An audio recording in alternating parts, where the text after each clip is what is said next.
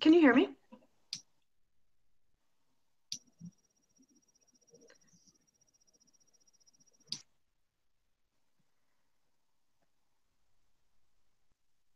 I can't hear you. Okay, how about now? Okay, now I can hear you. Okay, good. Perfect. So you found your way in. I don't understand any of this. I couldn't get it on my computer, so I'm trying it on my iPad, but I don't know if it like has a delay. Oh, it might. Okay. I don't know. It seems to be working. Good.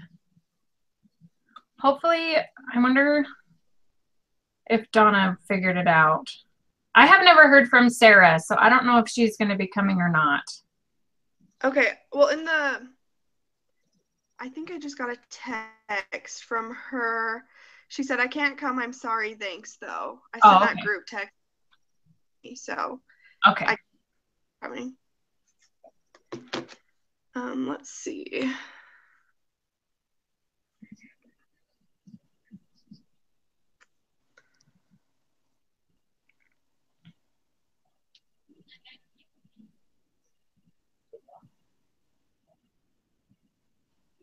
Wonder if I should send her another invite now that it's live. Yeah, try that.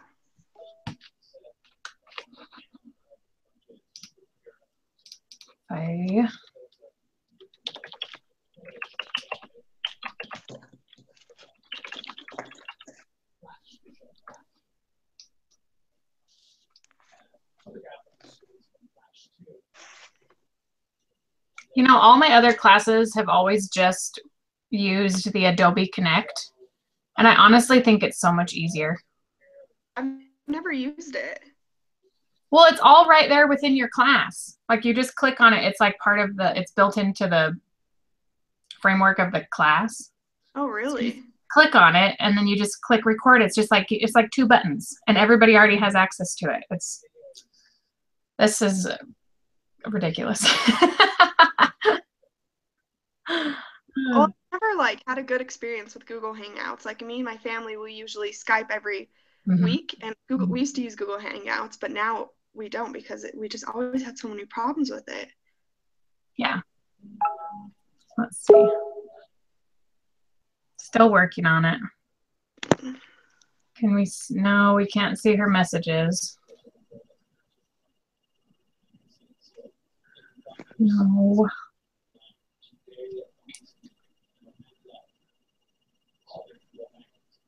Did you try adding her again?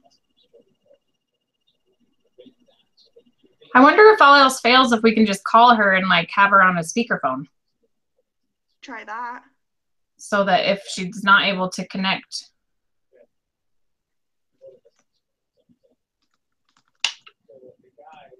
You can see what I'm just in. Yeah. Yeah, just in that. Just on this text, but not here in the room though, right? Right. Yeah, maybe we should just try calling her and see. It says only works on a desktop. That's interesting. How about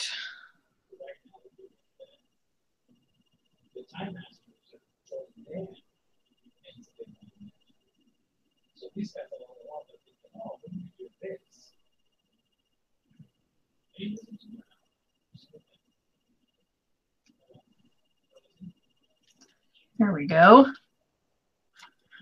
So in your last group, how did you guys do the submission? Did one of you guys just type it all up and submit it? Or did you do a Google Docs that was being edited the whole time? Or how did you do that? Last time I just typed up everything that people were talking about. Okay. And then I put it in. Yeah, and then I put it in a Google Doc just so everyone could see it. And they just reviewed it and they were like, yeah, looks great. And then I just submitted it. Okay. What was that?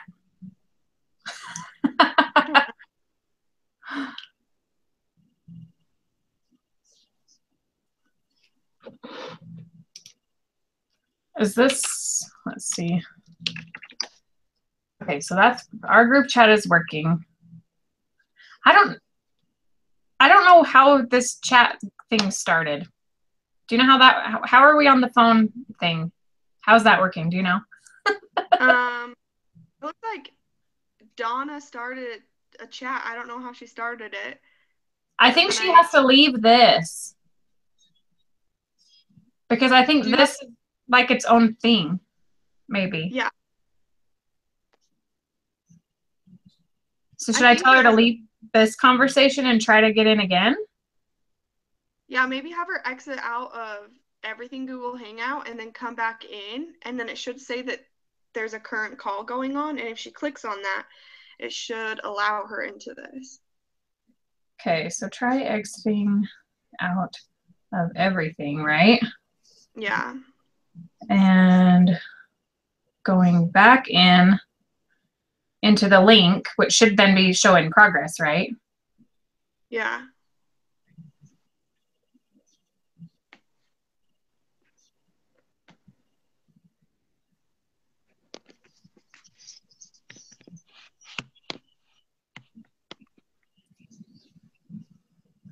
Yeah, because I'm just wondering if for some reason it's stuck, she's stuck in whatever's going on here. Because this says ongoing call. Yeah, that's us. Right.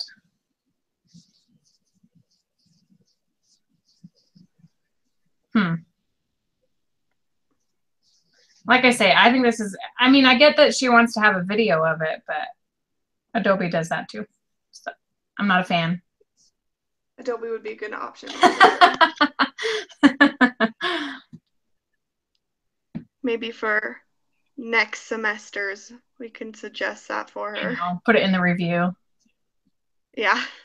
Well, I was so thrown off last time because it's like I'm doing all this research on how to use Google Hangouts, and then I figure it all out finally, and I get to the final page, and it's like, by the way, Google Hangouts is YouTube Live now. And I'm like, what? Yeah. I have to learn something new? I've just been half an hour learning something that's not even right? Yeah, that's how I felt. Yeah, what a mess. I don't like any of it. No.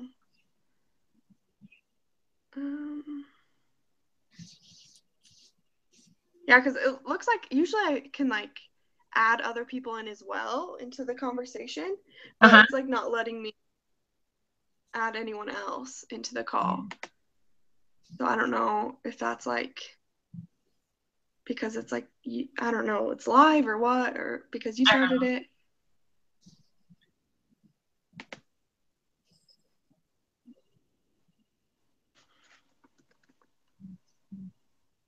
So what if I just disconnect this call that's on the phone, this chatting one?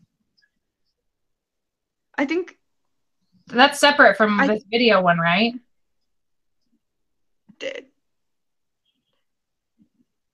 I'm a little afraid we're all going to get disconnected. I feel like I don't want to lose you now that I have you. Yeah. I'm going to leave it alone. And if she says she'll call you, I guess. Okay. I guess she has your phone number. Yeah. You're Natalie, right?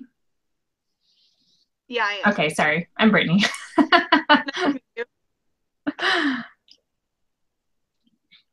I guess maybe she's trying to exit out of everything right now because I haven't heard from her. I hope so.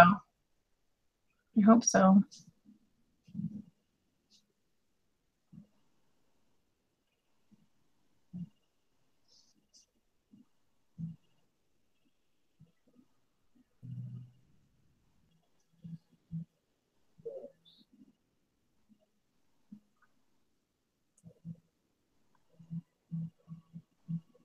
It's good that we split the groups though, because I can imagine trying to get like 6 of us all in one call.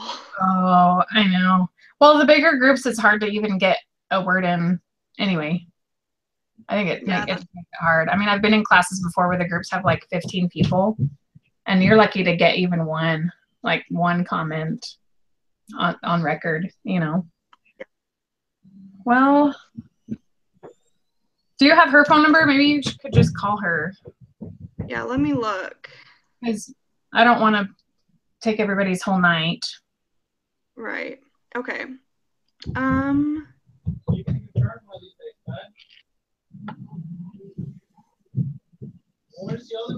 Your number is the 801 number, right? Right. Okay. There's no other one of these.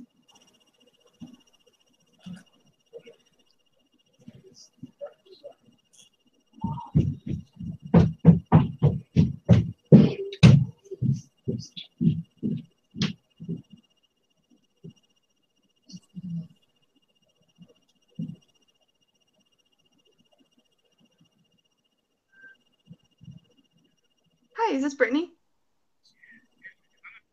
Oh, Donna, sorry. That's what I meant. Good, how are you?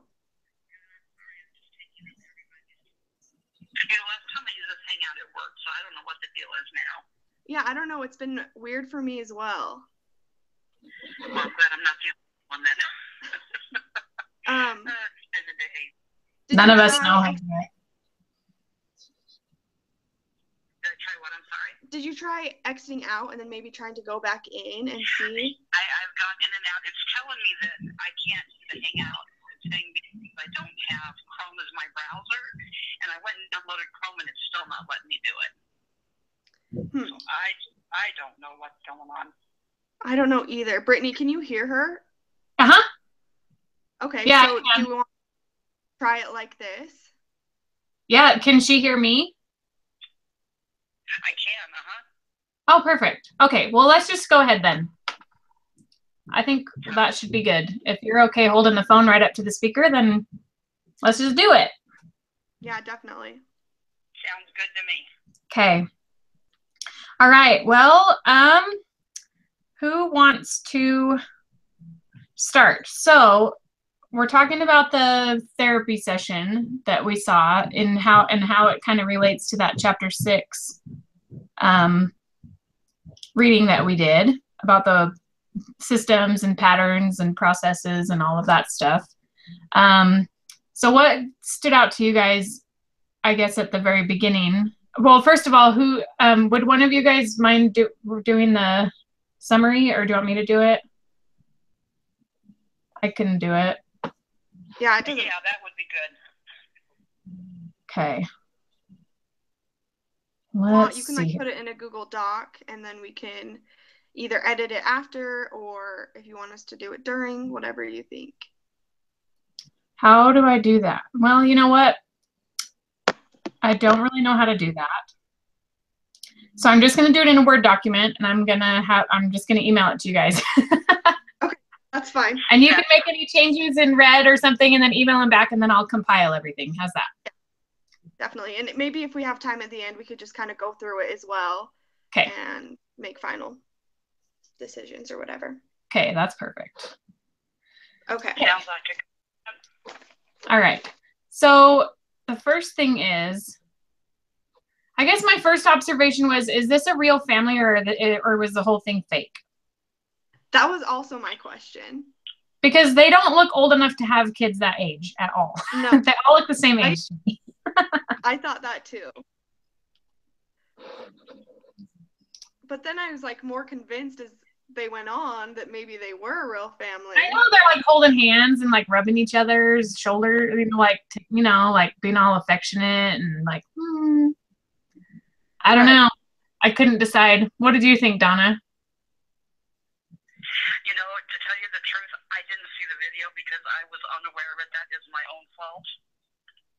So I am just not as prepared as I should be. Oh, that's okay. I'm sorry. That's just fine. So that's totally fine. From the call, I wouldn't blame you. That's awesome. No, it was just, so basically the gist of it, just to give you kind of a summary of the video. So it's a family of 4 that comes in. It's the mom and the dad and a teenage son and a teenage daughter. And they come in and they're coming in to visit the therapist because they are worried about the son because he's 18. He just graduated. He just hangs out at the skate park all the time. They don't really know who he's hanging out with. The daughter says they're bad kids. They're fighting all the time. They're mad that he's not telling them where they are and coming home late in the middle of the night. And basically everybody's unhappy and fighting. And so they're trying to work through some of the issues surrounding this boy. And it sounds like parents don't have control anymore, and they probably aren't very happy about that. Kind of, yeah. So then then they kind of inject all of these little like subplots to it. Like the dad doesn't really think that there's a problem with the son, and he's kind of hands-off parenting because then it turns out his parents were really hands-off, and the mom is kind of overreacting, and the dad's concerned because he wants to make his wife happy. But I don't know. It definitely is more complex as you view the video, because they kind of peel back these little layers, which I think is interesting. But Natalie, what do you have to add to that?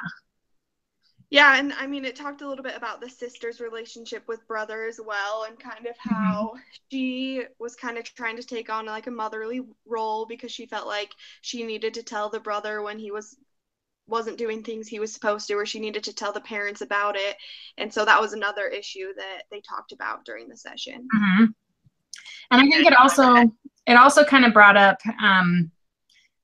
I think that what the therapist was really trying to get at was that people, kind of back to what we were talking about earlier in the semester about like distortions and perspective and things like that everybody was kind of feeling the same thing, but manifesting it in a different way. So the therapist, as he kind of asked questions and things like that, he was like, so basically what I'm hearing you say is you're worried about him. Because it was like, but the mom is pushing it as anger, the dad is kind of apathetic, and the sister is like tattling on him all the time, basically. And so they're all kind of expressing the same emotion, but in such different ways. And the boy is left thinking that nobody loves him and they don't want him around because they're yelling at him all the time. So he just disappears. So it's kind of like this vicious cycle of when in all reality, they were all just concerned about him and do love him and care about him, but they weren't showing it in that way. And I think another huge thing with this is that the therapist was kind of able to bring out was their lack of communication, and they were communicating, that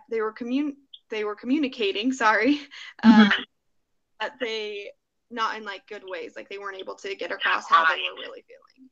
Right. They weren't communicating.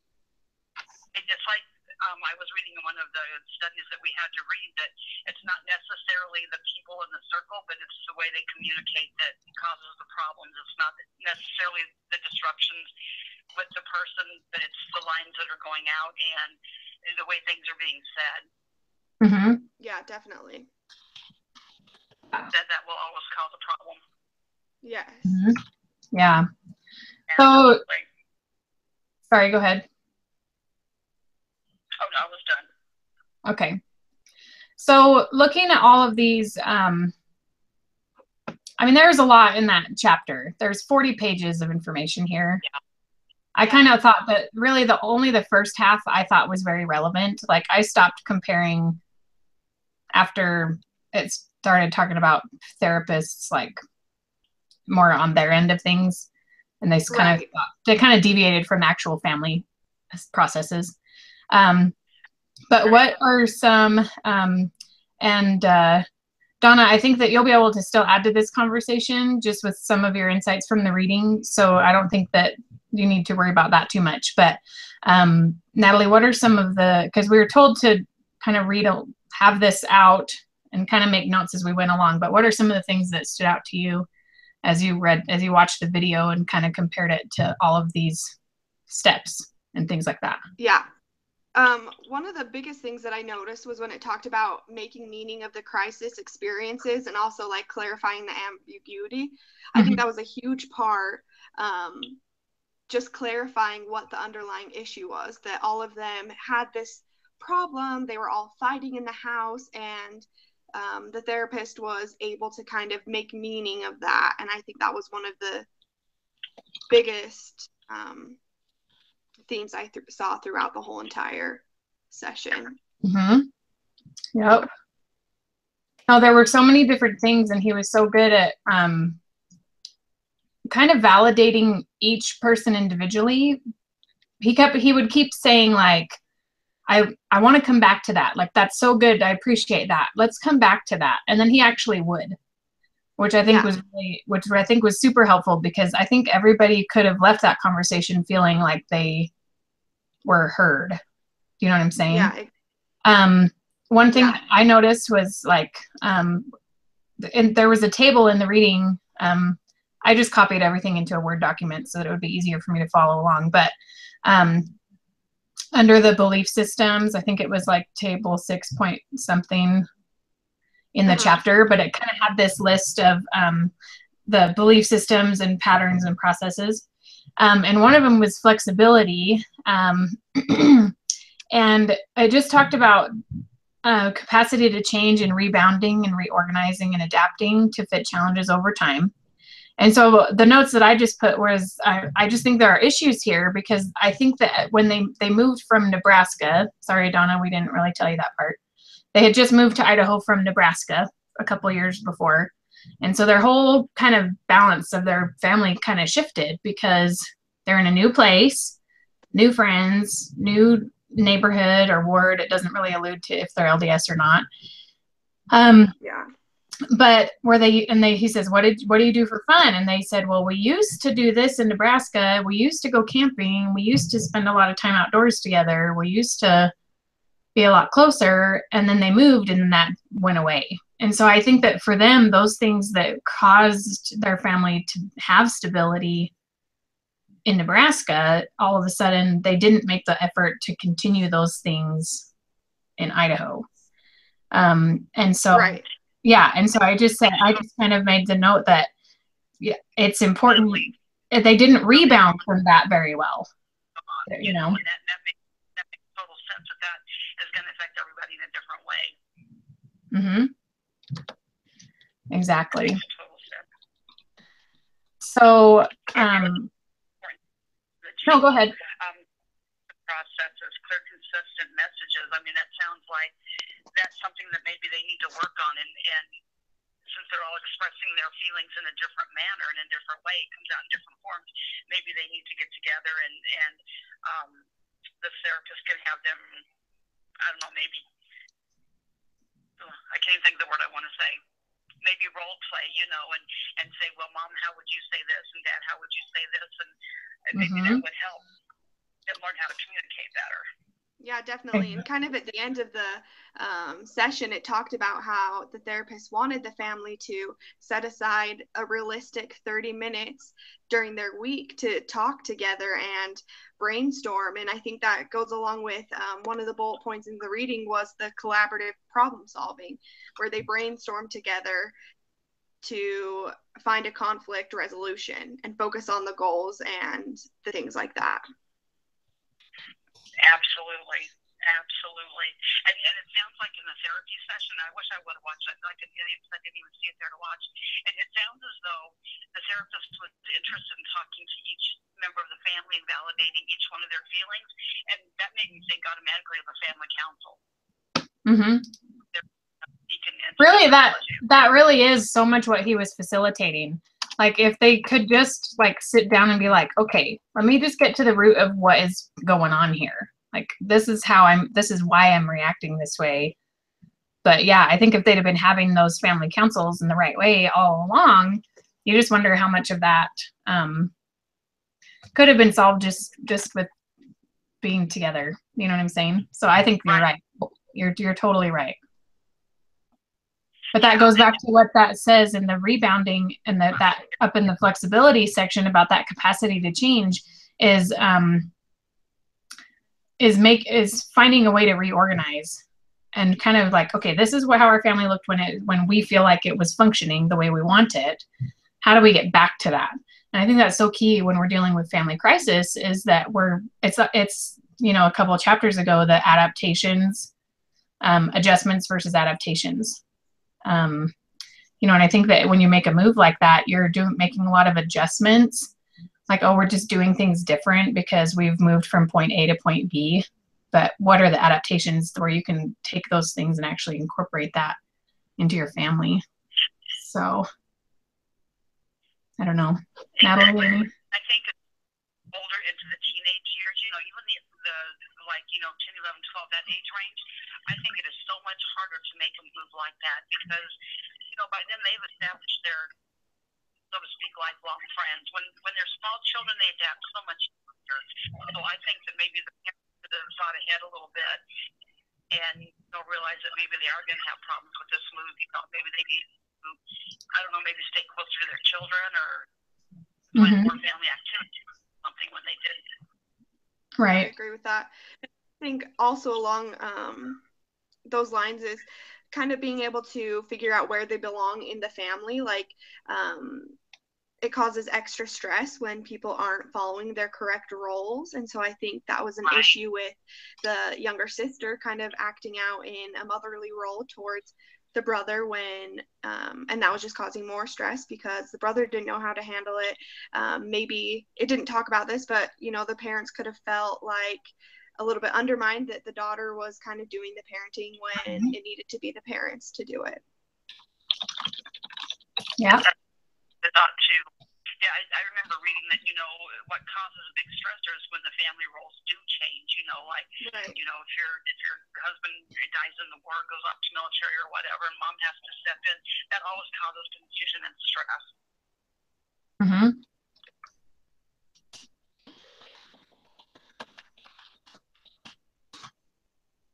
What was something else that you noticed, Natalie, as I'm typing up some of this stuff? Let's think. I liked how it talked about kind of 4 things in the core principles for strengthening relational resilience. It kind of had 4 things. It talked about decreasing risk factors, reducing negative chain reactions, strengthening protective family processes, and bolstering family and individual esteem through successful problem mastery. And I think that all 4 of those go well with things that they could apply to their family. Particularly, I like the decreasing risk factors, and that's something that we kind of talked about, where if they would have anticipated these problems, then they might have been able to better deal with them. But to be able to decrease risk factors in the future, I think that's something that they need to do now so they can kind of take away what they learned to, you know, decrease these risk factors of these problems happening again, and using the communication skills that they've learned and kind of reduce that negative chain reaction of these stressful situations that are happening. Yes, and I think that the therapist said something really interesting at the very end. He ended with, I wrote it down here. The last thing he said was, "What are you going to take with you?" So we've been here for almost an hour. What are you going to take with you? And I think that's exactly what you're talking about, is what is the takeaway? Like, how can, like, maybe it's a little too late to deal with the risk factors for the current crisis because the kid is already like at the skate park all the time. There's nothing changing there. But in the future, like, yeah, what are the skills that they can develop in this situation to prepare them for the next situation? So I do love that he said that. Kind of put it back on them, like, okay, so now what are you going to do? So what? So you're here, so what? Right. What are you going to do about it? You know? So I like to Exactly. And that's important too, you know, to see if they know how to handle with any stress that may come up. And we all know there's stress in family life, you know. So I think it's important that they do learn from the session, and they do, like you say, take something away that they can use in the future and maybe prevent any future stress or problems or issues, and so that's having our lives, the better off we are. Yeah, definitely. Amen to that. Yes, that is for sure. Let's see. Natalie, what I was trying to type those as you were saying them, those 4 things, the reducing negative chain reactions. What was the strengthening one? Strengthening. Strengthening protective family processes and reducing vulnerabilities. Okay. And then the last one was bolstering family and individual esteem. Something like that? Yeah. Through successful problem mastery. I could use some of that. Successful problem mastery. I like that. I'm not just a problem solver, I'm a problem master.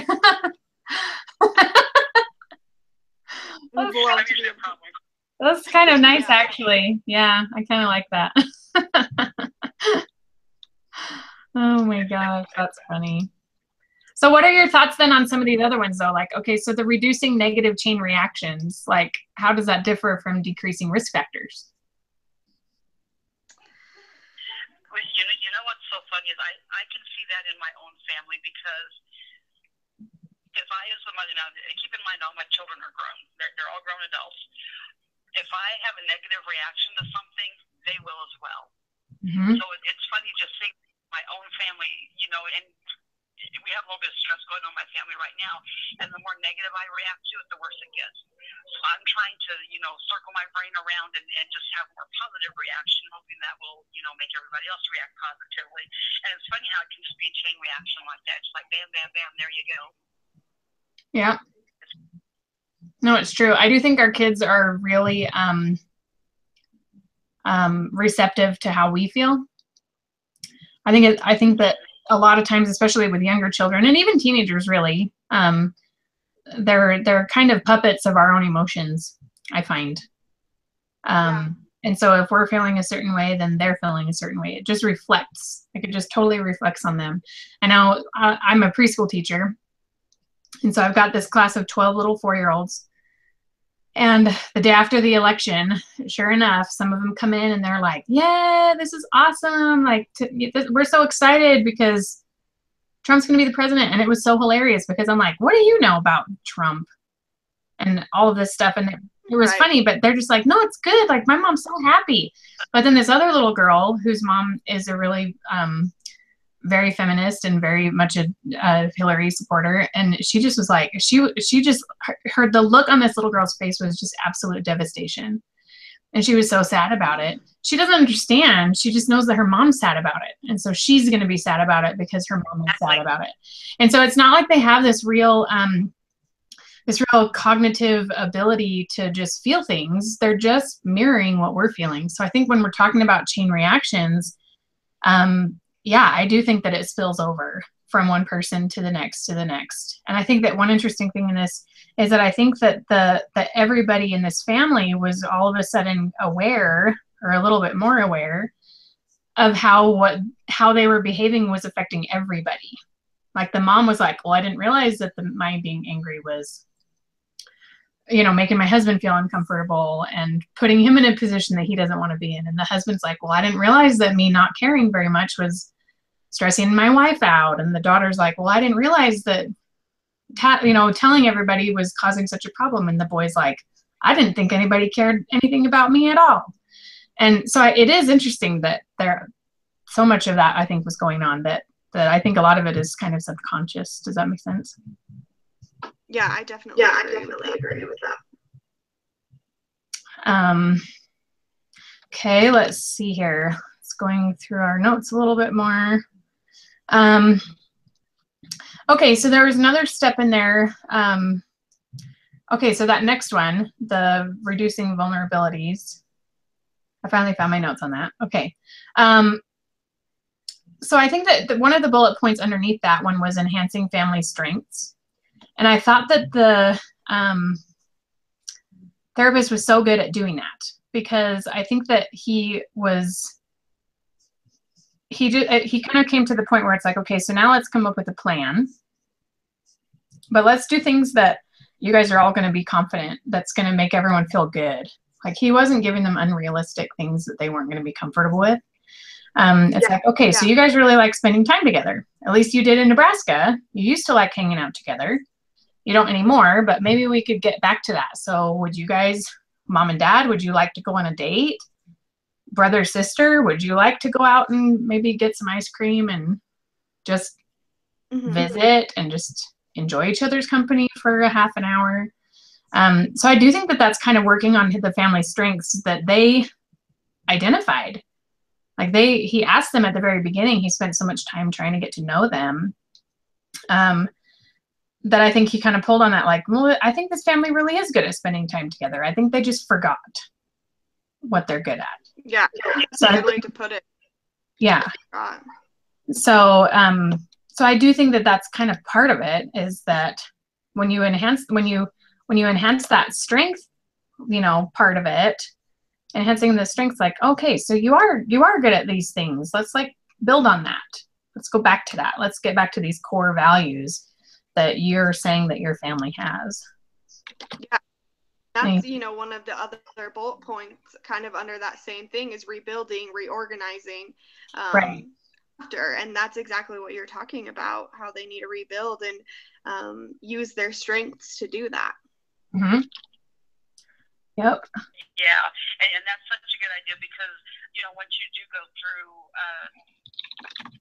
an issue like that, you know, you need to rebuild, because things aren't always going to be the same. They're going to be different, but you can still rebuild it to be as strong. And right now, my son has kind of decided he wants to not be a part of our family.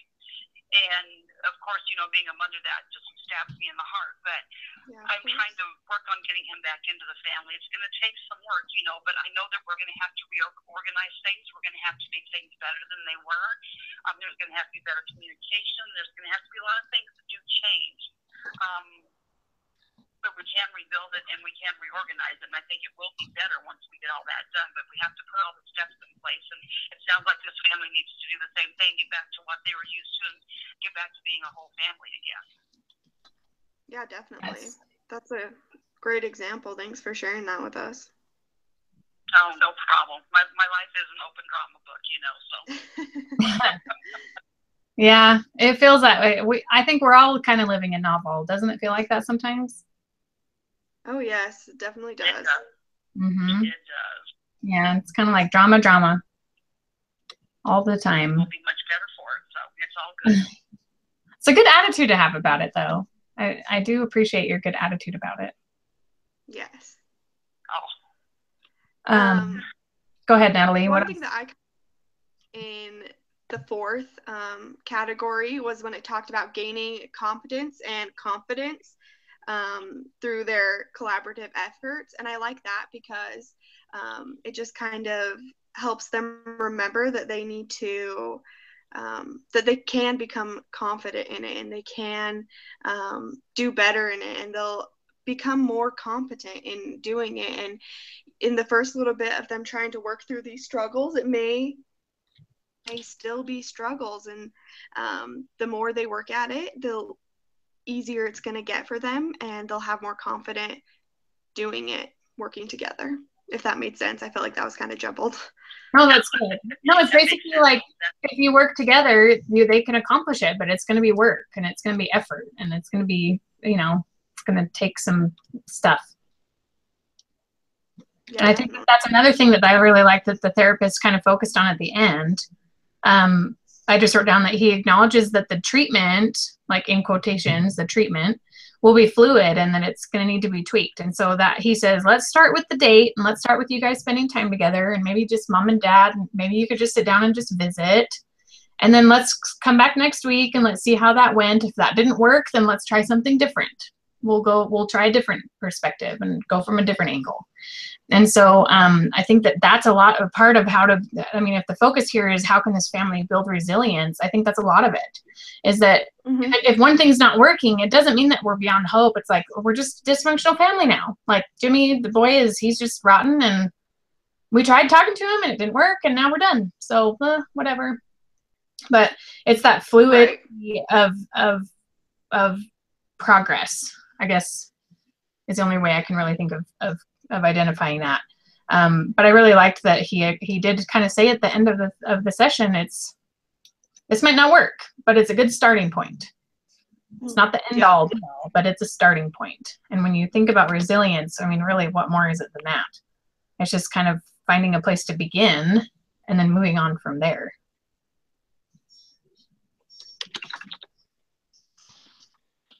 Exactly. You have to start somewhere. And you know, it's much like anything else. You have to practice it before you're going to be able to do it easily, before you're going to have confidence. It's kind of like, you know, like playing the piano maybe. You have to practice and practice before you're confident that you can do it. And maybe that's the same way with a family. You know, you have to practice working together and being connected with each other. And the more you do that, the easier it's going to get. Yes, exactly. Anything else on that area? I'm trying to think. Oh, under that strengthening protective family processes, where we kind of are right now. And you kind of talked about this, like you talked about the rebuilding part, but under that mobilizing and shoring up the resources, I guess I kind of looked at that mobilizing part, like, okay, so now we have all of these things here. Let's like do something with it. Like, yeah, let's use this. And I liked how the dad, or how the therapist kind of mentioned to the dad and to the son, you have to have a plan, because the son's just kind of floating around doing nothing of any value with his life. Right. But he's like, he kind of made the comment, like, it's okay to have a plan, to make a plan, basically. Like, just plan to make a plan, and maybe just sit down and talk about people's plans and how it's okay to have a plan. But it wasn't like, I want you to go home and I want you to make a plan. Go to college and get a job and cut your hair and you know, like, wake up early. He didn't say make a plan. He basically kind of said make a plan to make a plan. Yeah. I think that's part of that mobilizing, is like, you're just gathering the resources and you're just getting them going. But I guess in my mind, it's just like this imagery of like how when you start a gear, or like a car or something, it just kind of starts out slow and it takes a minute for it to warm up and like really get going. But I think that's, to me, what is that image of mobilizing. Like, it's not like, you know, set off and go. It's just like, let's get everything ready. Let's just start. You know, does that make sense? Oh, I'm just blabbing on and on, but oh, I like that. I like that kind of imagery of mobilizing. Kind of. Yeah. But yeah. Recovery, you know, so right now, but you're going to start heading that way, you know, so. Yes. Yeah. So, I mean, I think it's just like, okay, so we recognize that part of this problem is that, you know, mom and dad think there needs to be some focus here. You're kind of enjoying not having a focus for a while. So let's just make a plan to start thinking about maybe what's going to come next at some point. So I do think that that's kind of part of that.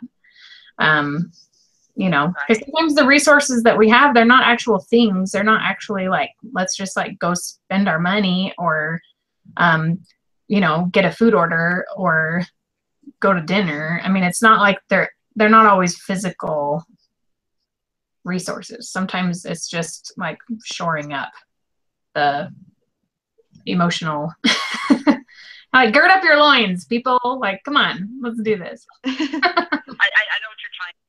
It's like you need to do something, but you don't have something physical in your hand to do it with. Yes. Yes. Yes. I agree. Okay, what else? Anything else? I'm just going down my notes here. I am too. Oh, okay. So there's a section called Making Meaning of Crisis Experiences. And we kind of talked about this. You brought up I think that's one of the very first things that you mentioned about the clarifying ambiguity. And didn't you love how the therapist like clarified every single thing that they said? Yes.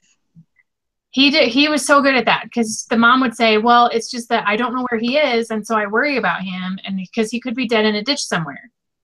And so then the therapist would say, so what you're saying is da da da da da da, and he'd kind of restate, and so then they'd be like, well, yeah, I guess. Or the dad would say, well, I mean, I really don't care about him being out late because he's just a kid and whatever. And as long as the police don't bring him home. So then the therapist is like, so are you worried that the police are going to bring him home? Like, is that something that's crossed your mind? And the dad's like, well, yeah. And he's like, so you do care when you even say you don't care because you are worried that the police are going to bring him home. And the dad's like, well, yeah, I guess. Yeah. So I think that part of that, from therapy perspective, is kind of amazing that you as you reword things, you're peeling off those layers. And I do think that so often you can't take feelings and just at face value. You know, it's like, hey, how are you? I'm fine. Well, we all know that we're not fine. Rarely is anyone just peachy and fine. It's just, you know, but then so what you're saying is you're this and this and this. And then, I just think that was so huge how he did that. And then he takes those little clarifications and he can get down to the real nitty gritty of what's really going on.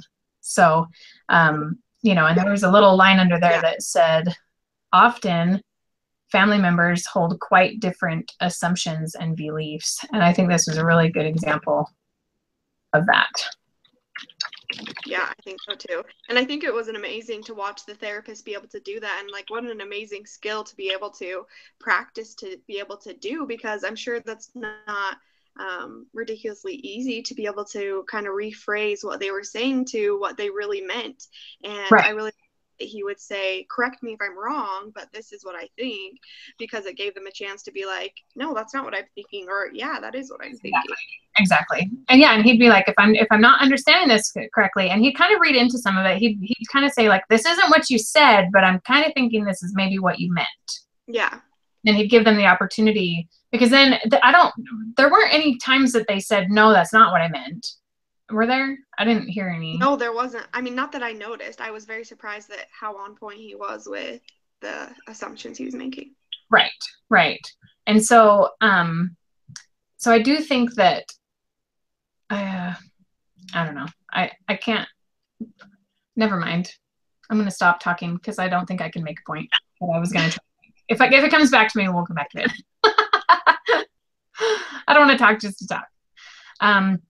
But yeah, going back to that little quote, that they do hold different assumptions, and they all were just so wrong. They were just absolutely dead wrong about everything that was going on. Yeah, they really were. Oh my gosh, it was actually kind of funny. It's like, really? Like, I don't know. But it was funny. That's when I was just like, okay, well, whatever. I've always told my kids, you know, if you don't tell me what's going on, I'm going to make it up. And what I'm going to make up is a whole lot worse than what you're actually doing. You know, yeah. Oh, isn't it so true? Yeah. Whatever you do. But, you know, if I'm left to my own vices, sometimes your mind's a terrible place to be in, you know, and you always think the worst and you imagine the worst, you know. And it's so much easier if you just call and say, hey, I'm going to be late. Hey, I got held up. Whatever. No. But the communication, I think, needs to be there, absolutely. Own things in their own ways. And being a mother and being a parent, you know, you're always concerned for your child's safety. You're concerned who they're with, what they're doing, if they're okay. And you never know if the police, you know, like they said, the police are going to bring your child home, if they're going to get an accident. You don't know. And that's the scary part, you know. Yeah, definitely. Yeah. Okay, let's see. Okay, here's another one that I saw happen quite often during the session. It's down underneath the section called Identifying, Affirming, and Building Family Strengths. And the very first one that's listed there, it talks about crediting positive intentions. And I just kind of made a list of all of the intentions that that the therapist kind of brought out as he was listening to them talking. And so some of the positive intentions that I noticed were the mom's intention to keep her son safe and protect him, and the dad's intention to make his wife happy, and the sister's intention to keep the brother safe, but also to keep the family stable. Because it seems like she was kind of the one interjecting like more than she should just to keep some kind of balance, you know? Yeah. And so I think that, I didn't really list any of the intentions of the boy, but I don't really know what his intentions were, but, so yeah, I think that there were some good intentions that were going on. It was just the application of those intentions that was kind of missing the mark. Right. That were a little off. Mm-hmm. Mm-hmm. Yep. Yeah. So anyway, so any thoughts on intentions and how that affects our family processes? Well, my late husband used to say that the road to hell is paved with good intentions. Yeah. Yeah. Oh, shoot. Yep. You're right. If they're not applied correctly, you can wind up with a real huge problem, you know. And just like apparently this family did, you know, because they all had a different intention, you know. This one wanted to make this one happy, this one wanted to do this, but by applying those in perhaps the wrong way, that's how they came to be in the mess that they're in. No, I agree with that. Exactly. I think their intentions was a huge part of this, and their lack of ability to say what their intentions were. Mm-hmm. Well, and do you think it's possible too, as I'm kind of thinking about this sister who was kind of quiet and she rolled her eyes a lot. She didn't seem like super convinced by the whole thing. I don't know, just to me. Yeah. But is it possible is that she had some kind of like either intentional or unintentional reason to maybe align herself with her parents?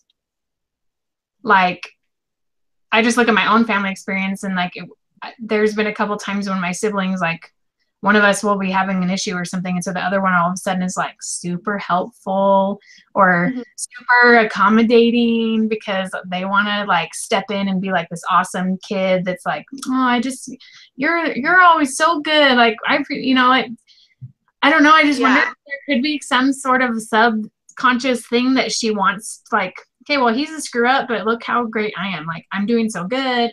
I'm so responsible. I'm so on the ball. And I'm never going to do that. And so you can just love me and I can be your favorite. I don't know. I guess that is something that just crossed my mind. Like, is it? And so as she's like in this therapy session, is she annoyed because it's taking the attention off of, you know, like the brother's getting all of the negative attention, but the sister maybe is getting more positive attention because she's not a problem, maybe. Or because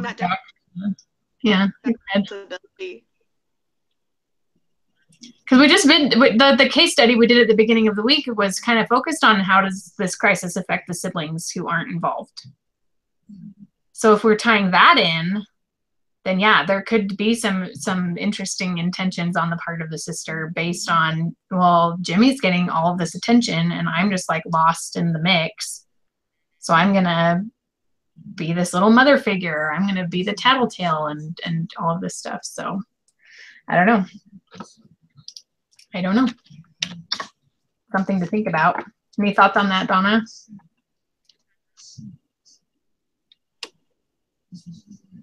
Did you have any thoughts on that, Donna? You know, I don't know. I wish I would watch the video. I feel like such a nut. But, you know, from the sounds of it, maybe she's getting the negative. Right, she wants all the positive attention. She's like, I'm gonna be the goody two shoes. I'm gonna keep this family in order. I can do it. And maybe it comes from the internal nurturing that she has. I don't know, but it sounds like maybe that's what she's out to do. You know, she wants to be his parents' best friend because she doesn't want to be in trouble like brother. I don't know. I am gonna watch the session after we get off the phone though. Yeah. Well, and you can add to it. Like I'm kind of typing up some of the things we're talking about, but I do think that we need, after you watch it, you'll have a lot more insight. And so you can add more to this, you know, later, as long as we get it turned in on time. Let's see, anything else? Anything else that stood out to you guys at all in anything? I just kind of made notes. I'll just kind of go through the rest of my notes, and then if Natalie, you want to go through the rest of yours? Yeah, definitely. Does that sound good? Yeah. Okay. So I just kind of made some notes about what I noticed about the actual session. That it doesn't seem like the parents are on the same page, which I think goes back to the connectedness part. There's a section in there that talks about how the couple needs to be like co-parents and equal partners, and it definitely doesn't feel like they're co-parenting at this phase of the situation. And so I think that that's really interesting. But I also noticed that whenever the dad says something kind of negative about the mom, like, I think she's overreacting, or I think that when she does this, then it makes me feel like I have to do this, which is really super uncomfortable to me and I don't like it. But if you noticed, every time he says something like that, he then would reach out and touch her, physically, make contact. And so he would hold her hand, or then his arm would go around her. I'm saying these things because how I feel, but I also love you more than what this is, kind of reassuring her a little bit. So I thought that was a really interesting kind of a thing. So that was just one of those body language things that I know. I'm glad you pointed that out. Yeah. And just the rewording, let's see. Another thing that I noticed, body language wise, is that at the one point the therapist asks the boy Jimmy, what do you feel when they're yelling at you and fighting and arguing and all of these things? And he says, I feel like my parents don't care about me. And at that very moment, if you look at the dad's face, he goes like this. He's like, He does that exact same thing. Kind of I'm really surprised to hear that. But I think that kind of is really telling, because it's kind of like the dad saying, wow, I guess I never thought about how that came across to him, and how simple little questions like that can open up this, blow your mind with possibilities of things that once you step outside of your own perspective, boom, there it is. Answers come. But then the dad was, after that, he was a little more, his comments kind of changed after that. Yeah, for sure. And then I kind of noticed a little bit of, well, I guess it's kind of ties into the whole ABCX kind of a thing, because the therapist says, okay, so basically what we're starting with is worry, and then it moves into anger, and then at that point there's some withdrawing that happens and things like that. So he was kind of going, it kind of in my mind, my notes started out oh, this is the ABCX. He's identifying the crisis, and he's identifying this progression of how this thing goes. It didn't really pan out. He kind of stopped talking about it. But I do think it's interesting that he tried to put a roadmap of this situation in place for this family, so they can see how things are progressing from point A to point B to point C to point D, and on until now here we are. But this can be traced back. This, all of this is very logical. This is it's not just, and then we're done. Ooh, and now we're here and nobody gets it. Nobody knows why. He just kind of retraced those steps. And then just that the daughter rolls her eyes a lot, but Jimmy, the son, doesn't make eye contact with anybody at all the whole time during the whole visit. Which I think is interesting. And then, I think we already talked about everything else, but those are just the last few things that I noticed that I think were worth mentioning. So, Natalie, what else do you have? Yeah, those were awesome. Those were actually kind of the last couple things that that I had in my own notes. The only thing that I don't know if we really touch on a lot that I did notice and I liked was in the reading when it talked about normalizing family distress. And I think that we did talk about it a little bit, but the therapist did a good job at saying, it's normal that you would have these feelings, and it's normal that you have these confusions. And so just normalizing that stuff like this happens in everyone's family, and it is a normal thing. It's just trying to figure out how to deal with them in an effective way. That's true. He did kind of mention quite a bit that the girls were acting like girls and the boys were acting like boys. Yeah. Exactly. The girls were stepping into these like communication, and he kind of was like, well, the brain, the connective, and the speech, they're different. They're wired different. And so you guys are acting like girls because that's how you're wired, and you guys are acting like boys. So you're right. I do think that that's worth mentioning for sure. Yeah. But other than that, like, I think we mentioned everything else that I have in my own notes. Okay, good. Awesome. Okay, so I'm going to work off of a couple different things here, because a lot of the things that I said, I'm going to copy and paste because they're right off of my notes. Oh, perfect. But basically, like we talked about, okay, so Donna, you talked about how it's not the people in the circle, but it's how they're communicating that makes the difference. Is that kind of how you worded that? We talked about clarifying ambiguity, that the therapist was making meaning of the crisis.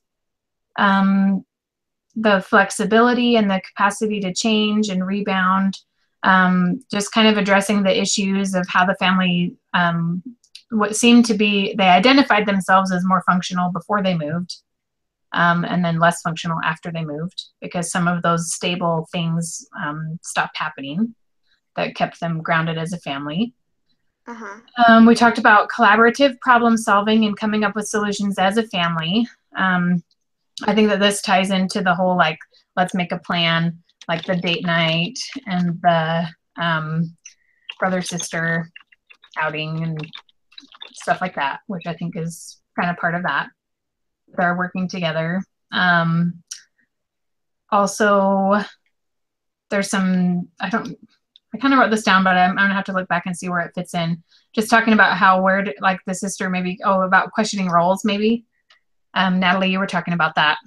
Like identifying and kind of staying within our roles. Yeah. Within respective roles.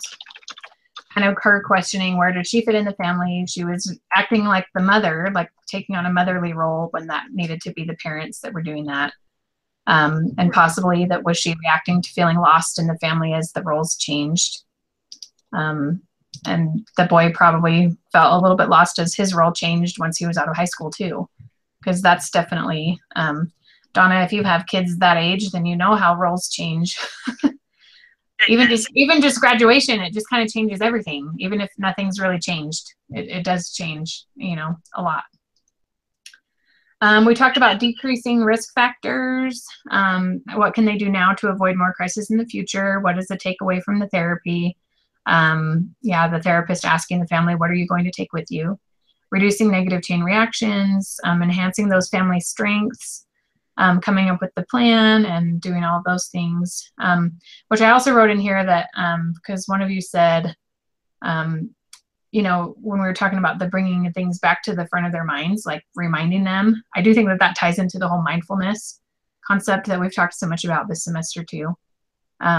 Just making them aware of that information. I wanted to type in here also, Donna, you mentioned family councils. Really, this session was like just a facilitated family council. Being led by someone outside of the family. Bolstering the family and individual esteem. I just put, you can do it. It won't be easy, but if they work, it can make progress. The therapist acknowledges that treatment is fluid and needs to be tweaked. And then crediting positive intentions, the mom's intentions, the dad's intentions, the sisters, and normalizing family distress. It's normal that you have these feelings and this confusion. Women are acting like women and men are acting like men.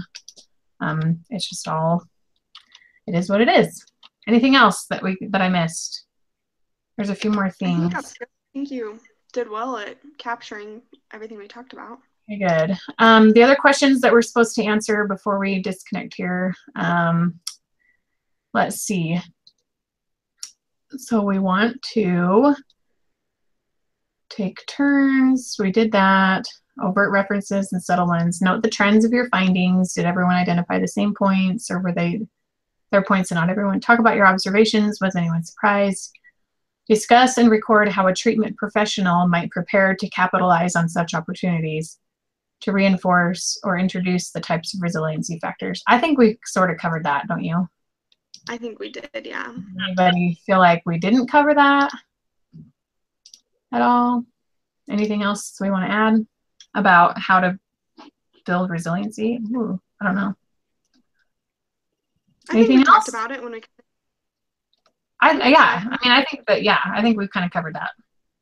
So, okay, I think we're good then. If we don't have anything else to add, I'm going to just go ahead and kind of compile everything here into just really just an outline, kind of following the steps of the chapter, if that's okay. Yeah. And then I will just email it to you guys, and then you can add anything or Perfect. Delete anything, and then I'll just kind of take all 3 of our versions and just combine them and get them submitted. It'd be nice if we could get it submitted like by tomorrow at the latest. Like, yeah, definitely. You know, like during the day. I have to work tomorrow at 5, so if it can be done before then, like the sooner the better. Donna, that means that if you want to watch the presentation before you make any more notes on here. Otherwise, just sign off on it and let me know. So.